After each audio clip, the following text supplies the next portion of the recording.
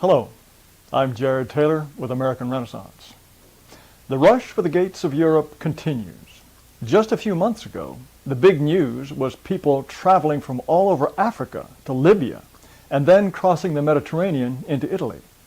Thousands drowned, but thanks to European Coast Guards, over 300,000 have already made it this year. Now the big news is people coming to Greek islands just off the coast of Turkey. Here's a boatload arriving at the island of Lesbos. That's Turkey in the background. You can be sunning yourself on the beach and suddenly you have visitors. Smugglers charge $800 to $1,200 a head for this short hop.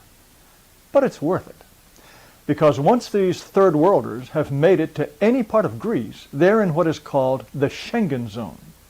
That's the part of Europe where there is no border control. Here's the zone in red. You can see Greece at the bottom right. It owns all the islands off the Turkish coast. So if anybody can make it to Turkey, then Europe is just a short boat ride away. And once they're in the Schengen zone, they can go to any of those red countries. The media keep calling these people migrants, but they're illegal immigrants.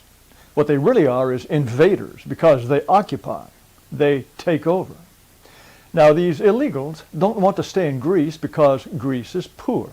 They want to go to Germany or Sweden.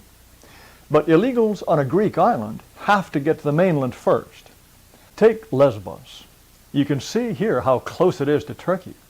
This summer, there were 20,000 illegals packed onto the island trying to get to Athens. They complained that they weren't cared for properly and rioted. Afghans and Syrians fought each other because Syrians have a better chance at official refugee status, and the Afghans resented that. The Greeks eventually shipped them all to Athens. Here are a bunch of them waiting to board. As you can see, the Greeks chartered a pretty nice ship for them.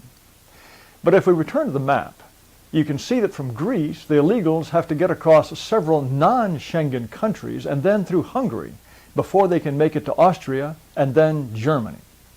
Macedonia is the first stop after Greece.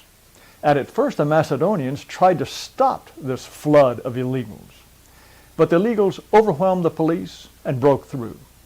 The flood reached Hungary and washed up in a railway station in the capital Budapest. And when that overflowed, they hung out on the tracks. The Hungarians wanted to process them in reception areas, but hundreds broke out and started walking the more than 100 miles to the Austrian border. For a while, this stopped traffic. The Hungarians finally gave up and sent most of them to Austria by train, which sent them on to Germany. Now, why do they want to go to Germany? Because the Germans say they are willing to take in 800,000 of them this year, 4 times as many as last year. Chancellor Angela Merkel has set aside $6.7 billion for housing, food, clothes, and pocket money for these 800,000. What we are experiencing now, she says, is something that will occupy and change our country in coming years. Occupy, change. She got that right. Here are Germans welcoming the newcomers. Here are piles of supplies at the Frankfurt railway station.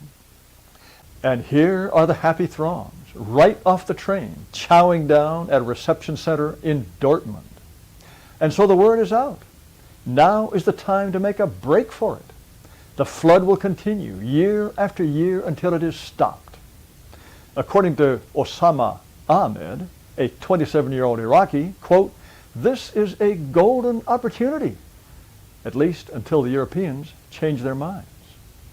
Airlines have added 3 more packed flights every day from Baghdad to Turkey for all the people who are on their way to Greece.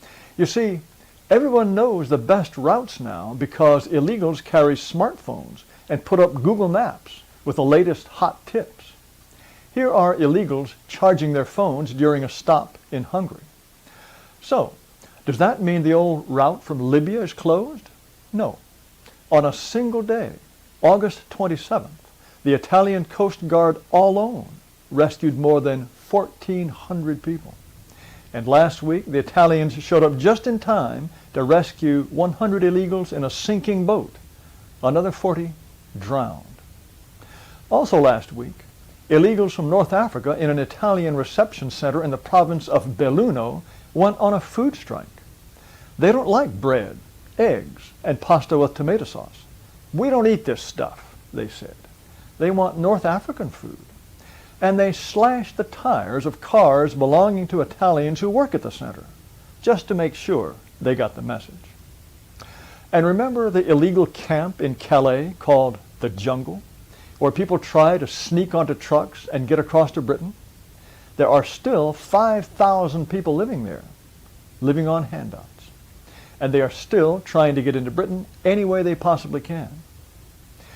Fortunately, not everyone in Europe is insane.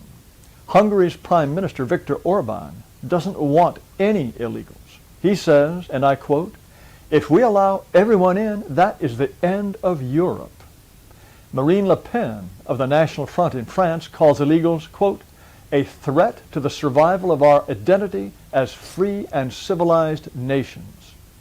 The Czech Republic, Slovakia, and Romania don't want illegals. Denmark bought newspaper ads in Middle Eastern countries telling people there they aren't welcome. But too many other Europeans can't say to outsiders, sorry, our ancestors built this country for us, not for you. Israel isn't letting any of them in. The rich Gulf oil states aren't letting them in. Japan and Korea aren't letting them in. Those countries have identities they care about. But Europe? Hasn't there been enough rape? Hasn't there been enough sex grooming? Haven't enough European streets been turned into mosques? Aren't there enough Sharia-controlled zones? Haven't there been enough New Year's Eve bonfires in the streets of Paris? Hasn't there been enough terrorism? Islam has been Europe's enemy for 1,000 years. Haven't we gotten the message? The people in this picture aren't in Damascus. They're in London.